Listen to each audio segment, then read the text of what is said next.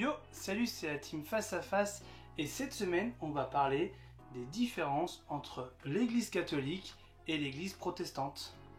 Le point historique. Alors, l'église catholique est arrivée par Constantin. Voilà, c'est Constantin qui a fait voter ça et elle est devenue l'église catholique romaine.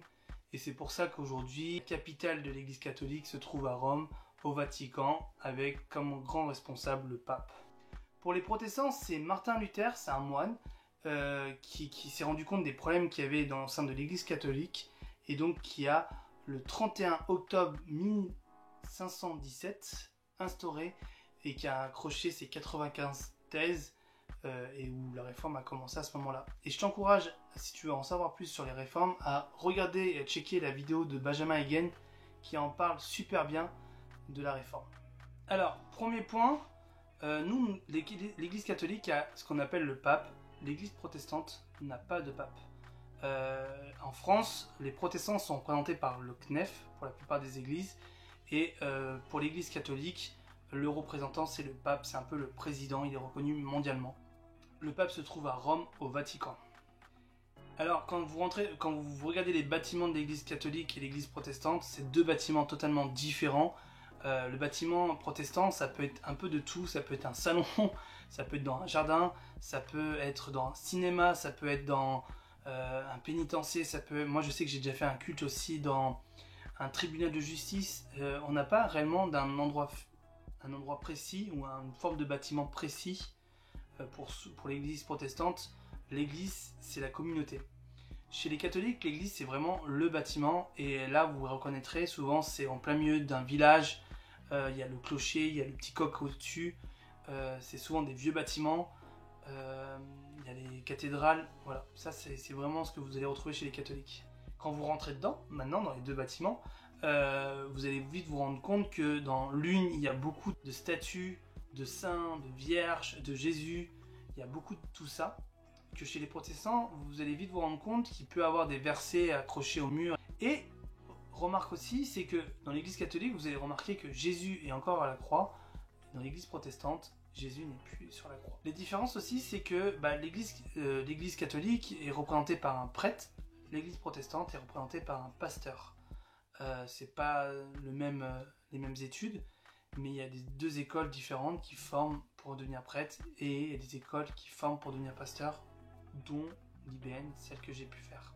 Alors, les prêtres, eux, vont faire la cérémonie avec leur robe et toutes les choses qui vont autour.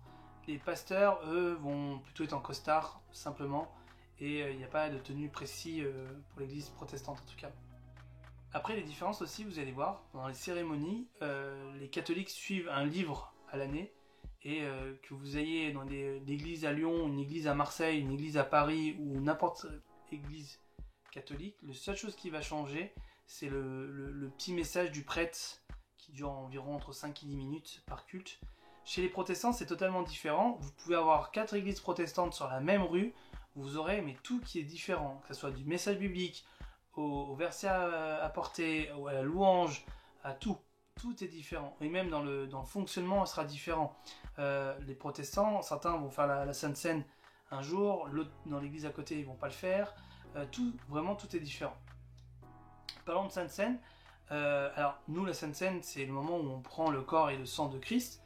C'est plus pour se rappeler de ce que Jésus a fait pour nous. Nous n'avons pas besoin de passer par ce qu'on appelle le baptême, officiellement. Alors, certaines églises protestantes le demandent, mais c'est pas officiel. On n'est pas obligé de passer par le baptême pour pouvoir prendre le corps et le sang de Christ. C'est juste pour se rappeler ce qu'il a fait pour nous.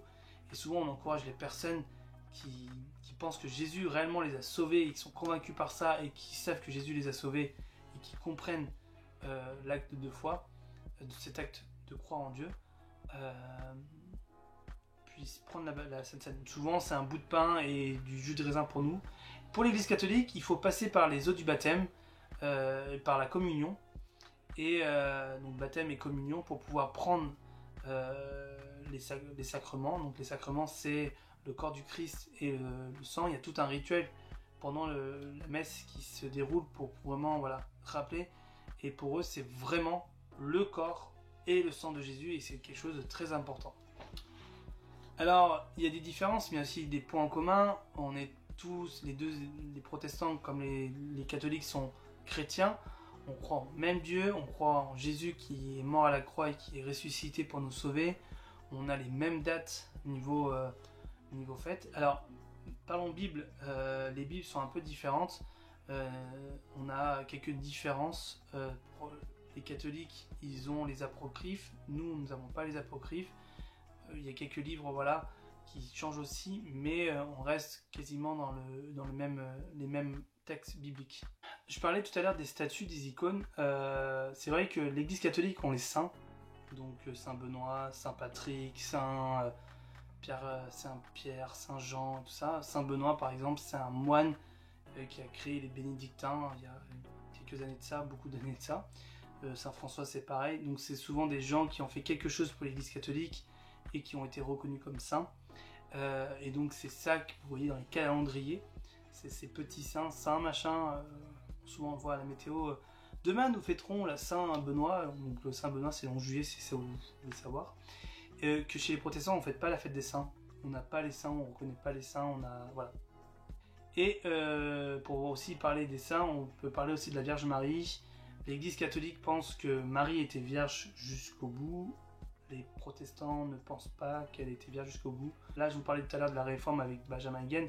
Je vous encourage vraiment à avoir votre propre réflexion sur tous ces sujets-là et aller chercher et à puiser dans tout ce qui est aujourd'hui accessible pour pouvoir avoir des réponses plus claires.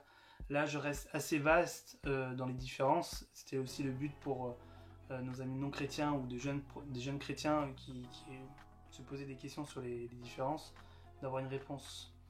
Donc si vous avez aimé cette vidéo, je vous encourage juste à vous liker, à vous abonner, encore une fois, et vous pouvez nous mettre en commentaire ce que vous en pensez, ou même développer, si vous avez à cœur de développer certains sujets. Et on se retrouve dimanche prochain pour une nouvelle vidéo aussi, et voilà, je vous dis à bientôt, salut.